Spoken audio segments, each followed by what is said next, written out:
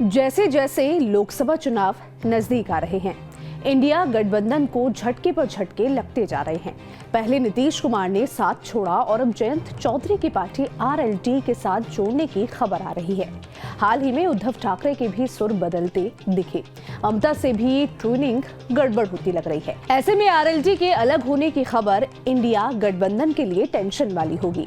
दावा किया जा रहा है कि बीजेपी और जयंत चौधरी की पार्टी आरएलडी में 4 सीटों कैराना, बागपत, अमरोहा, मथुरा सीटों पर समझौते की बात हुई है।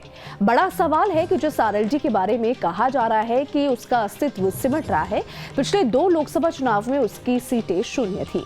आखिर उसमें ऐसा क्या खास है जो उससे गठबंधन की सुगबुगाहट भी चर्चा का विषय बनी हुई है। दरअसल आरएलडी का कैडर वोट बैंक पश्चिमी यूपी का जाट वोट माना जाता है। पिछले चुनाव को देखें तो जाट के साथ मुस्लिम वोट बैंक मिलकर चुनाव में बड़ा असर डालता है। खास तौर से पश्चिमी यूपी की करीब 40 विधानसभा सीटों का क्षेत्र ऐसा है जहां आरएलडी का अच्छा खासा प्रभाव है। लोकसभा के हिसाब से मथुरा, मुजफ्फरनगर, आगरा, कैराना, बागपत, अमरोहा, अलीगढ़, मेरठ आदि सीटों में उसका वोट बैंक है और इस प्रभाव की वजह है भारत के प्रधानमंत्री रहे चौधरी चरण सिंह। चौधरी चरण सिंह इस क्षेत्र के बड़े किसान नेता थे। इस इलाके में 2 ही बड़े किसान नेता हुए हैं, एक महेंद्र सिंह टिकैत और दूसरे चौधरी चरण सिंह। महेंद्र सिंह टिकैत कभी राजनीति में नहीं उतरे। ऐसे में भारतीय राजनीति में चौधरी चरण सिंह किसानों के आवाज के रूप में उभरे हैं। चौधरी चरण सिंह उत्तर प्रदेश के हापुड़ में एक जाट परिवार में पैदा हुए थे। यहीं से इनकी राजनीति शुरू हुई। चरण सिंह आजादी की लड़ाई में इस क्षेत्र में प्रमुख नेताओं में से एक रहे। ये कांग्रेस के कई आंदोलनों में एक्टिव रहे। आजादी के बाद भी कांग्रेस में जुड़े रहे। बाद में कांग्रेस से अलग हो गए। चरण सिंह का प्रभाव इतना था कि 1967 में उत्तर प्रदेश के पहले नॉन कांग्रेसी सीएम रहे। यही नहीं, भारत के 5वें प्रधानमंत्री भी रहे। उनकी विरासत संभाली उनके बेटे अजीत चौधरी ने।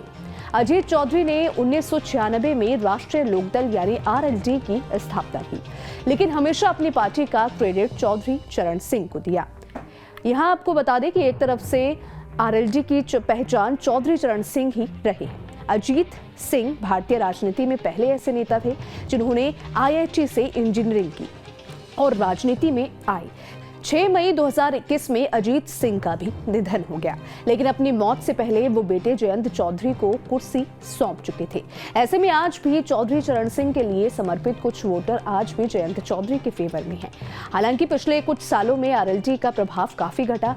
साल 2014 में आरएलडी ने यूपीए गठबंधन में लोकसभा चुनाव लड़ा था और 8 सीटों पर उम्मीदवार उतारे थे, लेकिन एक पर भी जीत हासिल नहीं हुई थी। इसी तरह 2019 में भी इसी गठबंधन से लोकसभा चुनाव लड़ा और 3 सीटों पर उम्मीदवार उतारे। जीत का आंकड़ा इस बार भी शून्य रहा। साल 2017 में यूपी विधानसभा चुनाव में रालोद ने अकेले यूपी की 277 सीटों पर उम्मीदवार उतारे, लेकिन सिर्फ एक ही जीता और सिर्फ 1.78% वोट मिले। इसके बाद 2022 में आरएलडी ने सपा के साथ चुनाव लड़ा और 33 सीटों पर उम्मीदवार उतारे, जिसमें 8 पर जीत हासिल हुई। इस चुनाव में आरएलडी का वोट परसेंट बढ़कर 3 के पास पहुंच गया। साफ है कि गठबंधन में आते ही आरएलडी का प्रभाव बढ़ गया। अजीत चौधरी के निधन के बाद जयंत चौधरी ने इलाके में कई रैलियां भी की हैं, जिससे जाट मुस्लिम वोटों पर भी फिर प्रभाव बनाया जा सके। आरएलडी की यही खासियत बीजेपी के लिए मायने रखती है। पिछले विधानसभा चुनाव के रिजल्ट यही दिखाते हैं कि आरएलडी बेशक अकेले इतनी प्रभावशाली ना हो, लेकिन गठबंधन में उसकी ताकत बढ़ जाती है। पिछले लोकसभा चुनाव में एसपी, बीएसपी और आरएलडी साथ थे। अब ऐसे में बेशक आरएलडी को जीत नहीं मिली, लेकिन बीएसपी 10 और एसपी 5 सीटें जीतने में कामयाब रही। अगर आरएलडी बीजेपी के साथ आ जाती है तो बीजेपी अपने विरोधी गठबंधन की ताकत को कम कर सकती है और अपना प्रभाव बढ़ा सकती है, क्योंकि पश्चिमी यूपी के कुछ जाट और मुस्लिम वोट अपने पक्ष में खींच सकती है। आरएलडी की यही खासियत उसे यूपी की राजनीति में इंपॉर्टेंट बना देती है। ये खबर लिखी है हमारे साथी अपूर्व श्रीवास्तव ने। धन्यवाद।